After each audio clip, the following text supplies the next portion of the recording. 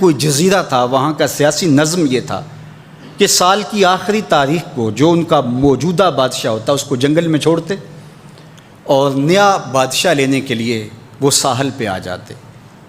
جو پہلا شخص ساحل پہ اترتا اس کو اپنا حکمران مان لیتے۔ جو بھی حکمران بن جاتا وہ خوش ہو جاتا، حالانکہ اس کو بتا دیتے کہ ایک سال کے لیے تجھے منتخب کیا ہے، سال کی آخری تاریخ کو تخت سے اٹھائیں گے، باندھیں گے، جکڑیں گے، اور اسی جزیرے کے دوسرے کنارے ایک جنگل ہے جہاں خاردار جھاڑیاں اور موذی جانور ہیں، وہاں تجھے پھینک دیں گے۔ وہ بھول جاتا، کہتا دیکھی جائے گی۔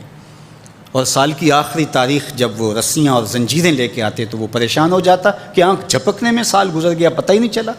پھر روتا ہوا چیختا ہوا اس جنگل میں جاتا اور لوگ اس کو چھوڑ کے آ جاتے اور درندوں کا رزق بن جاتا۔ اور جو بھی آتا اس نے کبھی انکار نہیں کیا تھا۔ پہلی بار ایسا ہوا کہ جس شخص کو انہوں نے ہار ڈالے، گارڈ آف آنر دیا، تعظیم تکریم دی، سیلوٹ کیا، اس نے کہا یہ سب کیا ہے؟ کہا کہ آج کے بعد تو ہمارا حکمران ہے۔ کہا میں تو امور سلطنت نہیں جانتا، میں تو تاجر آدمی ہوں، چیزیں بیچنے آیا ہوں۔ کہا کہ ہمارا اصول یہی ہے کہ سال کی پہلی تاریخ کو پہلا شخص جو جزیرے پہ قدم رکھتا ہے وہ ہمارا حکمران ہوتا ہے۔ اس نے کہا میں تو امور سلطنت کو نہیں جانتا، تو یہ کس طرح ذمہ داری قبول کر سکتا ہوں؟ انہوں نے کہا کہ تمہیں کرنا ہوگی، اس کے علاوہ کوئی راستہ نہیں ہے، ہمارا یہ قانون ہے، ضابطہ ہے۔ اور یہ بھی بتا دیں کہ سال کی آخری تاریخ کو تجھے اسی جنگل کے دوسرے کنارے چھوڑائیں گے جہاں موذی جانوروں کا رین بسیرا ہے۔ تو اس نے کہا اگر انجام اتنا دردناک اور خطرناک ہے پھر تو میں بالکل جانے کے لیے تیار نہیں ہوں۔ تو انہوں نے کہا تو چاہے نہ چاہے باندھ کے بھی تخت پہ بٹھانا پڑا تمہیں بٹھائیں گے۔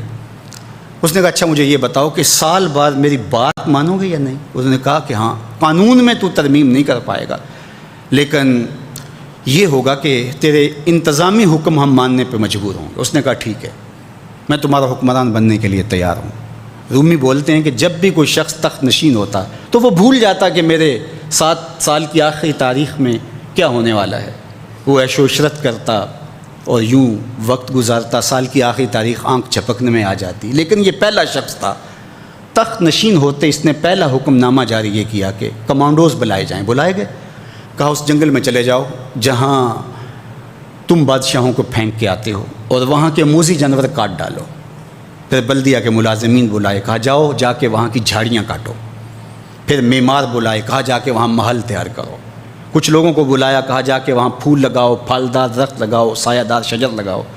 پوری حکومتی مشینری اس جنگل کو کٹوانے، وہاں کے موذی جانور قتل کروانے اور وہاں خوبصورت محل بنوانے، کنویں کھدوانے اور پھلدار درخت لگوانے میں صرف کر دی۔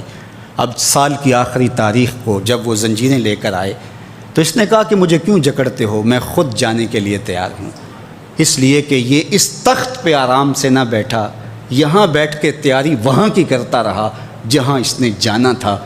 کافر اور فاسق دنیا کے تخت پہ عیش کرتا ہے، بھول جاتا ہے کہ میں نے کہاں جانا ہے، اور صالح مومن اس تخت پہ آرام سے نہیں بیٹھتا، جہاں جانا ہے اس کے لیے تیاری کرتا رہتا ہے۔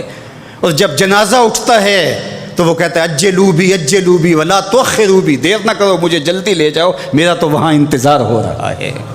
اور پھر جب وہ وہاں پہنچتا ہے تو القبر روضۃ من ریاض الجنہ، وہ جنت کے باغوں میں سے باغ بن چکی ہوتی ہے۔ وہ سارے تھور، ساری جھاڑیاں، ساری آگ اور وہاں کے سارے بھڑکتے ہوئے شعلے بجھا چکا ہوتا ہے، اپنے اعمال کے لشکر بھیج کے۔ ہم نے دیکھنا ہے کہ ہم یہاں آخرت کے لیے کچھ بھیج رہے ہیں کہ یہیں سب کچھ لٹا رہے ہیں۔